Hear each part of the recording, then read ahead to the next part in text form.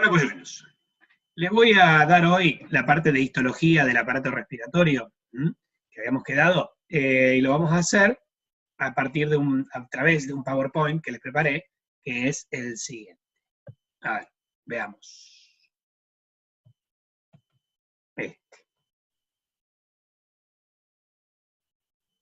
Bueno, vamos a la histología del aparato respiratorio. Me gusta ese efecto, por eso volví para atrás. Histología, gentileza del Instituto Tejedor. Bueno, ¿cómo es la organización estructural? El aparato respiratorio tiene vías altas o superiores, que para la histología son las fosas nasales, la rinofaringe, la trompa de Eustaquio y los senos paranasales, y vías bajas o inferiores, que para la histología arrancarían en la laringe y comprenderían a la laringe, la tráquea, el bronquio fuente o primario y el pulmón. ¿Por qué digo para la histología? Porque el límite que establece la histología por lo general es la orofaringe. Esto deja la laringe como vía baja, como vía inferior, y el resto serían las vías superiores. En anatomía, el límite está por debajo de la laringe, con lo cual la laringe sería considerada una vía superior. Entonces, dependiendo de qué docente te evalúe o de qué libro lo veas, es uno u otro. En el HistoKit, por ejemplo, que tiene desarrollado algunos aspectos de la cátedra de histología, el HistoKit de la cátedra de histología, que tiene algunos aspectos desarrollados sobre la histología respiratoria, lo considera así, lo clasifica de esta manera. De todas maneras, y como toda clasificación, es arbitraria, depende del criterio utilizado. Bueno, entonces tenemos las fosas nasales, senos paranasales, la trompa de Eustaquio, que acá no se ve en este esquema, lo vamos a ver después, la rinofaringe, que está detrás del orificio posterior de las fosas nasales o coanas, después tenés la laringe, la tráquea, el bronquio fuente y ambos pulmones, ¿ok? Entonces, si el límite es la orofaringe, que está detrás del istmo de las fauces, esta región, que es mixta tanto para el aparato respiratorio como para el aparato digestivo, porque el aire que ingresa por la nariz pasa por la rinofaringe, la orofaringe, la laringofaringe y después la laringe, mientras que la comida que va por la boca viene por la cavidad bucal, orofaringe, y después se va hacia el esófago. Con lo cual, la orofaringe es mixta entre el aparato respiratorio y el aparato digestivo, y para la histología sería el límite. De acá para arriba es alto, de acá para abajo es vía inferior. Bueno, después, con respecto a las fosas nasales, estas tienen tres regiones: el vestíbulo nasal, el área respiratoria propiamente dicha y el área olfatoria. La fosa nasal es una cavidad que está extendida entre los orificios anteriores o narinas y los orificios posteriores o coanas. El vestíbulo nasal es esta región que corresponde a las narinas, donde encontramos los pelos de la nariz o vibrisas. Después, el área respiratoria propiamente dicha es la región donde vemos los cornetes, cornete medio, el cornete inferior, el medio, el superior. Y después el área olfatoria es la región que corresponde al hueso propio de la nariz, bien en la parte superior, donde encontramos la mucosa, la mancha amarilla o mucosa pituitaria, que es la mucosa olfatoria, que en un ratito vamos a analizar. Entonces, con respecto al vestíbulo nasal, este presenta paredes cartilaginosas que corresponden a las alas de la nariz, después presenta un epitelio estratificado plano, de origen ectodérmico superficial, a diferencia del resto de las epitelios de las fosas nasales, y las vibrisas o pelos de la nariz, que en un ratito vamos a ver que tiene una función de filtrar las partículas grandes del aire inspirado. Respecto al área respiratoria, esta presenta paredes osteocartilaginosas, el epitelio respiratorio, que en un ratito vamos a analizar, es pseudoestratificado, cilíndrico ciliado, con células caliciformes, y tiene los cornetes o turbinates, que tienen la función de generar un flujo turbulento del aire, para que por inercia las partículas de mayor densidad queden atrapadas golpeen contra la pared y queden atrapadas por el aparato mucociliar. Respecto al área olfatoria, esta presenta paredes óseas, una mucosa que es la mucosa olfatoria o mancha amarilla o mucosa pituitaria, y las glándulas de Bowman en el corion, de la mucosa, las glándulas de Bowman, están formadas por acinos serosos puros, cuya secreción disuelve las partículas odoríferas. Bueno, de todo esto me interesa analizar histológicamente la mucosa olfatoria y analizar el epitelio respiratorio. Con respecto a la mucosa olfatoria, a esta se la llama también mancha amarilla y presenta, se llama también mucosa pituitaria, mancha amarilla y presenta un epitelio pseudoestratificado o biseriado, o sea, de dos capas, cilíndrico, con células bipolares sensitivas, que son neuronas, células sustentaculares, que son células de sostén, y células basales o cortas, que son indiferenciadas. Además, podrían presentar células en halo, que son linfocitos, en esa zona. Bueno, después tiene un corion de tejido conectivo laxo, con las glándulas de Bowman, que tienen adenómeros, son túbulos acinosas, con adenómeros acinosos de tipo seroso, y un conducto excretor que desagua en la luz. ¿Sí? Entonces, la mucosa es así. Esquemáticamente, la extraemos de la parte superior, debajo del etmoides, y tenemos un epitelio que es pseudoestratificado. Veo los núcleos a diferente altura o biseriado. Suponete, esta parte es pseudoestratificada, porque yo veo los núcleos a diferente altura, pero todos los citoplasmas asientan sobre la membrana basal, que estaría acá. Como lo tomamos desde arriba, digamos, este es el borde libre apical y este es el borde basal. Esto sería el corion y acá estaría la membrana basal. Entonces, todas las células asientan sobre la membrana basal. Pero donde está la célula basal o corta, en realidad ahí pareciera haber dos capas de células. Parece un epitelio biseriado.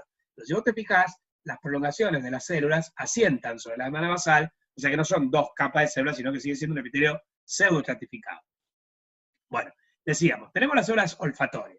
Estas células olfatorias son neuronas bipolares sensitivas, que en el polo apical tienen las cilias apicales, que actúan como dendritas. Estas se ramifican a partir de un bulbo olfatorio, y lo que hacen es cubrir la superficie en forma perpendicular, y tienen receptores para las partículas odoríferas, las partículas que van a desencadenar el estímulo del olfato por transducción de estas células. Las células después tienen en el polo basal un axón, que forma los filetes olfatorios del primer par craneal o nervio olfatorio, que atraviesan los agujeros de la lámina cribosa del etmoides. Y fíjense que, bueno, después tengo las células sustentaculares, que son células epiteliales de sostén, que acumulan un pigmento amarillento que es la lipofucsina, por eso le da ese color amarillento a estas células, que se llama precisamente mancha amarilla. Y después tengo las células basales o cortas, que son células generatrices. En el corion tengo las glándulas de Bowman, cuyos vacinos serosos desaguan por un conducto excretor hacia la luz y disuelve las partículas odoríferas. Las glándulas de Bowman del epitelio nasal son equivalentes a las de von Ebner que vimos en la lengua, las glándulas linguales medias, serosas puras de von Ebner, que veíamos en histología lingual y en fisiología lingual, cuya secreción disolvía las partículas gustativas. Bueno, un párrafo especial merece el análisis de las células olfatorias. Estas células olfatorias son las únicas neuronas que se dividen en el adulto. O sea, vos, por ejemplo, tenés un resfrío intenso, o ahora con el coronavirus, y una de las cosas que puede ocurrir es que se te destruyan estas células, y que te dé un signo muy característico ahora del coronavirus, que es la anosmia, la falta, la pérdida del olfato. Pero después de ese resfrío intenso, o después del periodo de convalescencia del coronavirus, va recuperando el olfato. ¿Cómo es posible? Estas son las únicas neuronas que se dividen en el adulto. Otra cuestión, donde se originan estas neuronas, en el origen embriológico de estas neuronas, también en la placoda olfatoria se originan las neuronas de los núcleos del hipotálamo que regulan la secreción del factor liberador de gonadotrofinas. Migran hacia la zona hipotalámica y ahí colonizan esa zona y bueno, segregan el factor liberador de gonadotrofinas en el hipotálamo, para regular la secreción de folículo estimulante y luteinizante a nivel hipofisal. Esto lo vimos en sexualidad. Es por eso que el olfato está relacionado con la función sexual. En algunos animales es muy, pero muy evidente. En los humanos no es tan evidente como en los animales. El hecho, la existencia de feromonas es discutido, se ha estudiado, lo vimos en sexualidad para los humanos, está demostrado en los animales, no está demostrado en los humanos, pero se cree que tienen relación porque el origen embriológico de las células secretoras del factor liberador de gonadotropina en el humano es la placoda olfatoria, igual que en el resto de los animales. Bueno, ahí tienen nuevamente la vía, un poco más desarrollada, incluyendo bulbo olfatorio con las células mitrales, donde hacen sinapsis las prolongaciones de las células olfatorias para formar el primer par craneal o nervio olfatorio que progresará hasta el rinencéfalo. Otra cuestión que tiene el olfato es que el olfato está íntimamente relacionado con las emociones y con la memoria.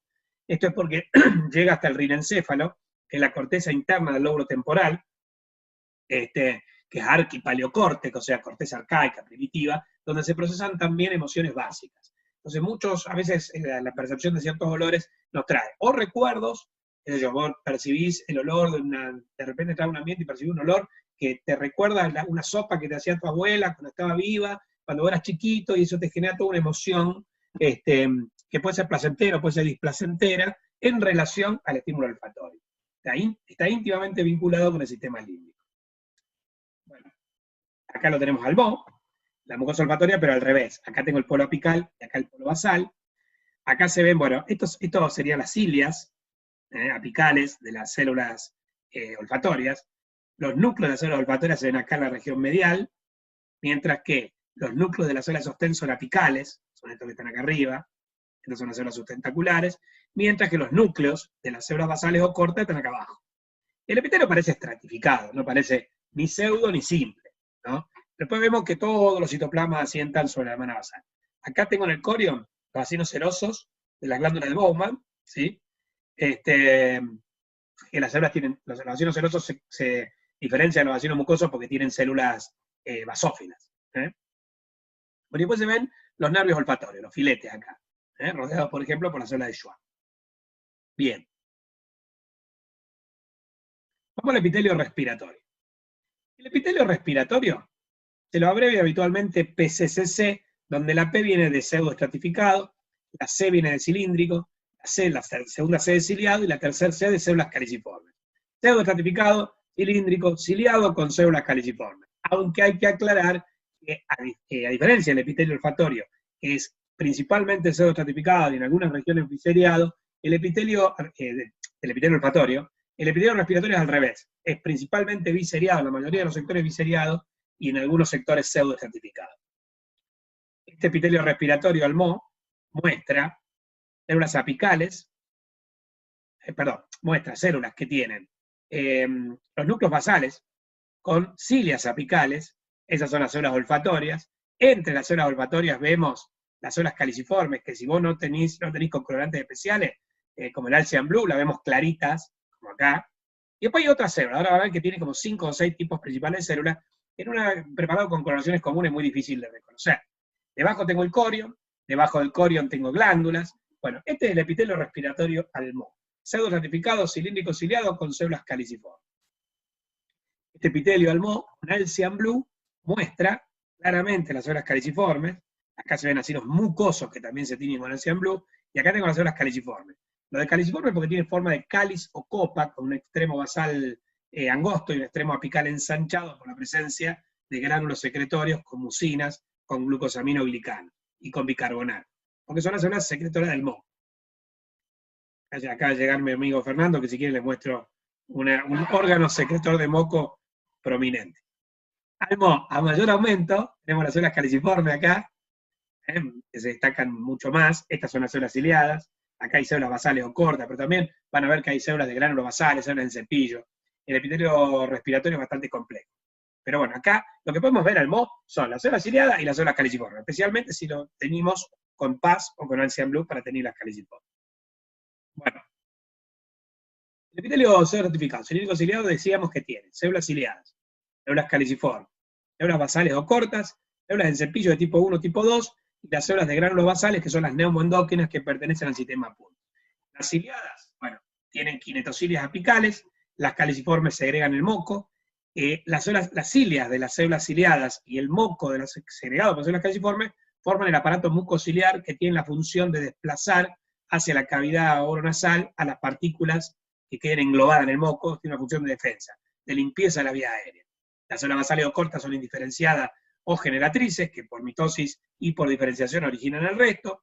Las células en cepillo tipo 1, tipo 2 tienen microvellosidades apicales, pero son células sensitivas. Son las que pueden responder a estímulos tales como el cloro, el azufre, en el aire o el polvo mismo, pero algunos irritantes del aire inspirado y desencadenan el reflejo tussígeno para expulsar a ese aire que contenga partículas irritantes. Finalmente, las células de gránulos basales o neumoendócrinas pertenecen al sistema PUD. Los gránulos basales tienen péptidos regulatorios que se vierten a la sangre, como la serotonina y otros, y bueno, tienen función hormonal. Acá las tenemos destacadas. Esto sería al microscopio electrónico. Estas son las células ciliadas, que tienen núcleo central, y acá tienen mitocondrias, muchas mitocondrias apicales, y centríolo apical, en relación a las kinetocilias, que son estas prolongaciones apicales. Las células caliciformes tienen el núcleo basal, esa forma de cáliz o copa, con gránulos secretorios apicales ricos en bicarbonato.